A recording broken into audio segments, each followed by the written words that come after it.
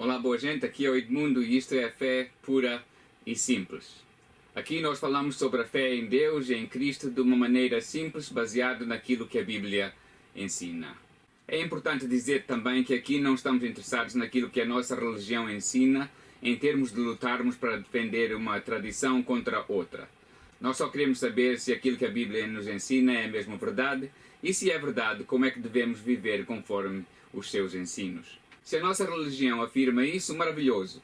Mas nós temos que nos lembrar se os ensinos da Bíblia são verdadeiros, e um dia cada um de nós estaremos frente a frente na presença de Deus. Ele não vai nos perguntar se nós seguimos a nossa tradição bem, mas se nós seguimos o seu Filho de maneira como ele demonstrou e explicou como devemos segui-lo, como a Bíblia nos explica.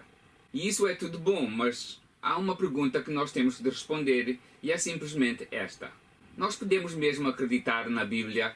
Há provas críveis que dão certeza sobre a sua veracidade? Ou é a fé, como muitos dizem, cega? Temos fé e esperamos que no fim estejamos certos. Eu estou aqui para vos dizer que a fé é simples e pura e credível. Nós podemos viver com completa segurança naquilo que a Bíblia ensina. É disto que vamos falar hoje. E se calhar vamos falar em coisas que você nunca ouviu antes.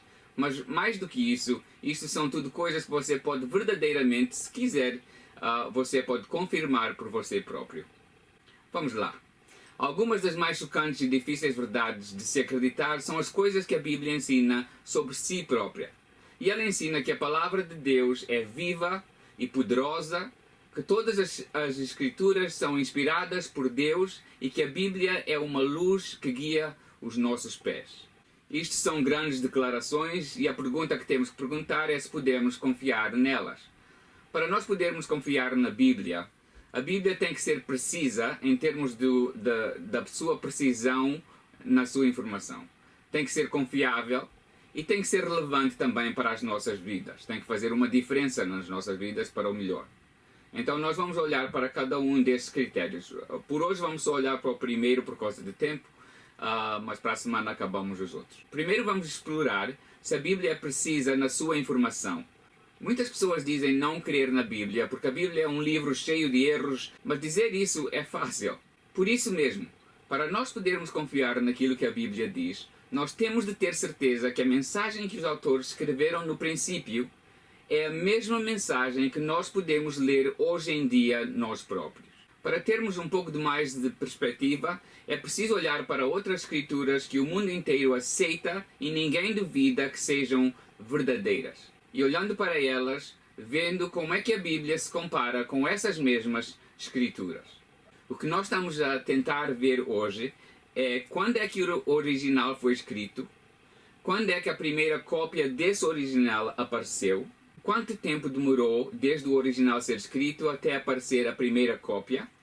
E quantas dessas cópias existem hoje em dia? E entre essas cópias que existem hoje em dia, qual é a sua precisão de uma para as outras?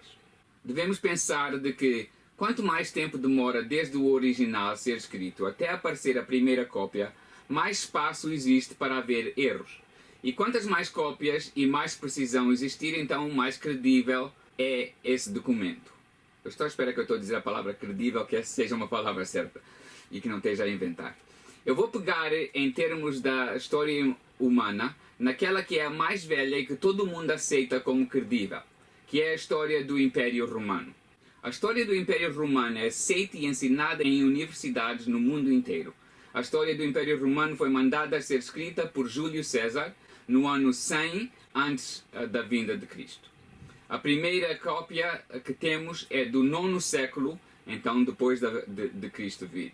O tempo desde que a história foi escrita, a história verdadeira e depois a primeira cópia que temos, é quase 1000 anos, são 990 e poucos anos. Se isso parece muitos anos, lembrem-se que isto é o mais cedo que existe de toda a história que nós temos. E para estudantes de história é um número muito aceitável.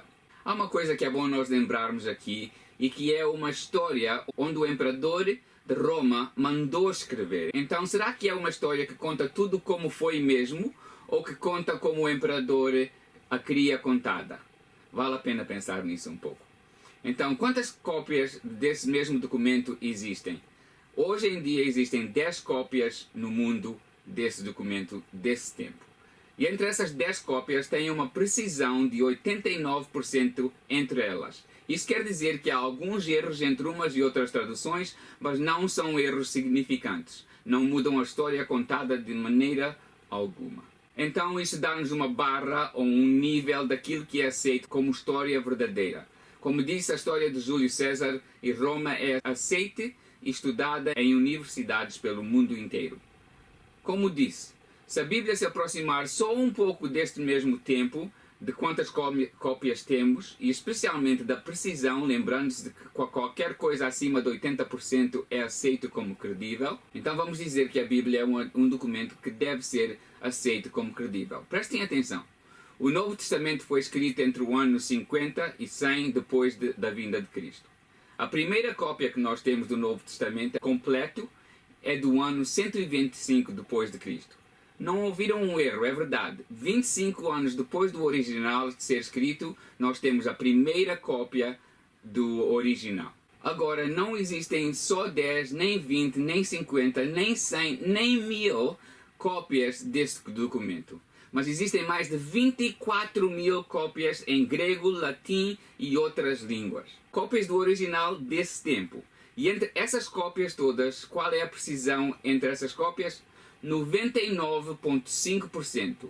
E não foi escrito só por um homem mandado por um imperador, mas por 35 autores diferentes, muitos deles que deram as suas vidas por acreditarem naquilo que escreveram. Então, se nós pudermos aceitar a precisão da história de Roma, quando ela nem se chega perto de se comparar à precisão da Bíblia, nós podemos confiar na precisão da Bíblia.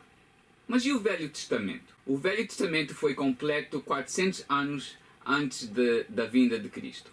A primeira cópia inteira que nós tínhamos até o meio do século XX apareceu 900 anos depois de Cristo. O que é que isso quer dizer? Isso quer dizer que há uma separação de quase 1300 anos.